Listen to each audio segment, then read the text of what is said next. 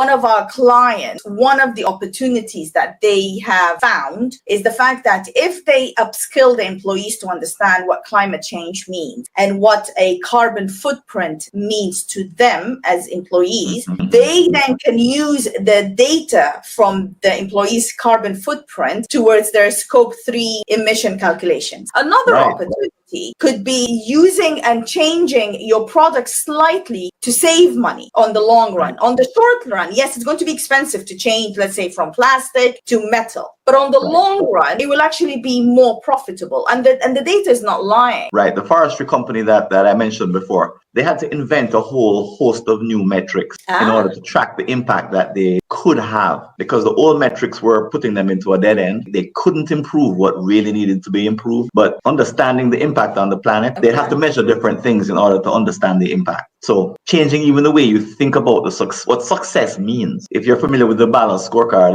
and the strategy map, we had to create a new kind of strategy map for them that had at the very top financial and a forestry impact. But it had its own measures, which they had to invent during the retreat because there were no measures to capture the impact that they needed to track. It's now being implemented. What they can do, though, they can make a better case for what they're doing to the government. So they can ask for the right kind of funding, which they had a challenge doing before. But they can now do it because they have better measures. Now we know what success looks like.